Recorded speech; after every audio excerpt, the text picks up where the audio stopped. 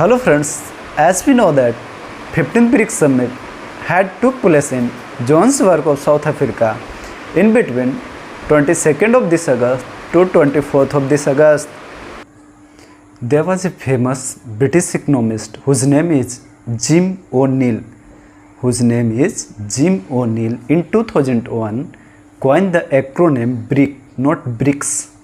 He coined the acronym BRIC, B-R-I-C, to describe the four emerging economic of Brazil, Russia, India and China.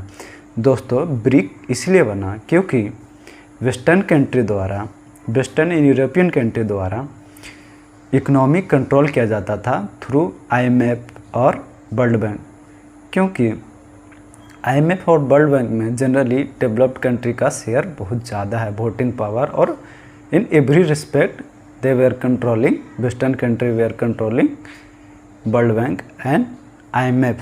तो उसको एक टक्कर देने के लिए हम लोग कह सकते हैं, या उसके विपक्ष में ये ब्रिक एक इमर्जिंग इकोनॉमिक कंट्री का एक ऑर्गेनाइजेशन बनाया गया। बाद में इसको इन 2006 first meeting of the brick foreign minister, head of the state नहीं, फॉरेन मिनिस्टर मिलते हैं 2006 में।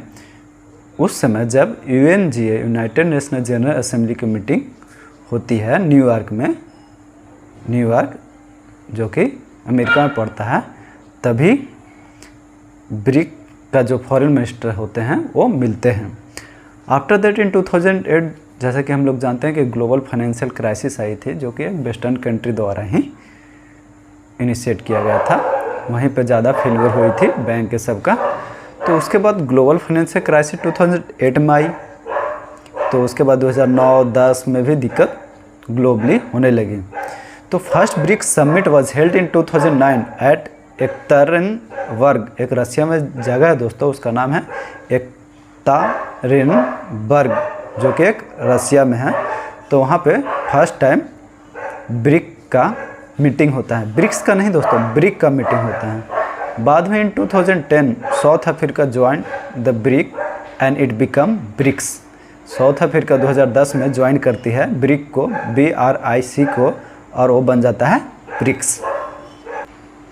दोस्तों ब्रिक्स में आ गया country Brazil, Russia, India, China and South Africa. तो दोस्तों पॉपुलेशन बहुत ज़्यादा इन सब कंट्री का है।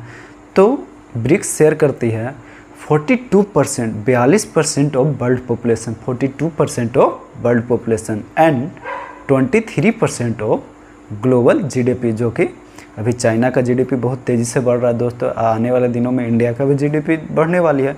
तो ये सब बहुत ज़्यादा GDP शेयर करते हैं। 23% of global GDP, 17% of world trade, जो वर्ल्ड ट्रेड होती है उसका 17% शेयर करती है ब्रिक्स का nation, Brazil, Russia, India, China and South Africa. And 13.2% of world voting power है वो 13.2% शेयर करती है ब्रिक्स।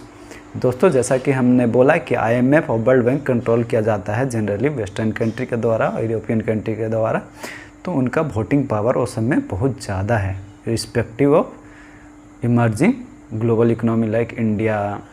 चाइना का तो थोड़ा सा है भी, लेकिन इंडिया, सऊदी अरेबिया और अफ्रीकन कंट्री ये सब का बहुत कम पावर है। इंटरनेशनल ऑर्गेनाइजेशन में वोटिंग पावर बहुत कम है। तो IMF and world bank dominated by US and European country. तो दोस्तों IMF वर्ल्ड बैंक को अपोज करने के लिए उसके रिस्पेक्टिव में ब्रिक्स के द्वारा बनाया जाता है organisation new development bank NDB, establish in 2014 में वो इस्टेब्लिश किया जाता है ड्यूरिंग 6th ब्रिक्स समिट।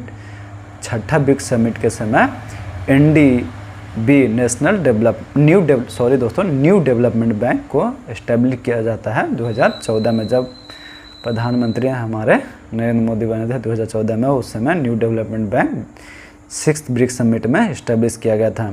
दोस्तों इसमें इस बार की ब्रिक्स समिट में, जो कि 15th ब्रिक्स समिट जोहान्सबर्ग में हुई, जो साउथ अफ्रीका में पड़ता है, उसमें एक मुख्य स्टेप लिया गया, बहुत बड़ा स्टेप लिया गया, जिसमें 6 इमर्जिंग कंट्री को, बहुत सारे कंट्री को इनवाइट किया गया था पार्टिसिपेट करने के लिए समिट में, लेकिन इसमें 6 कंट्री को शामिल किया जा रहा है नेक्स्ट ईयर में जनवरी में। वो 6 कंट्री है दोस्तों, Saudi Arabia, Iran, Ethiopia, Egypt, Argentina, United Arab emirates, UAE. कौन कौन सा 6 कंट्री है जिसको शामिल किया जा रहा है?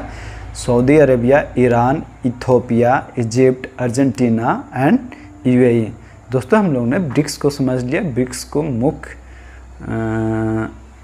ब्रिक्स का मुख्य बात यह है कि इसको इस्टेब्लिश किया गया वेस्टर्न कंट्री को अपोज करने के लिए, जनरली ये है।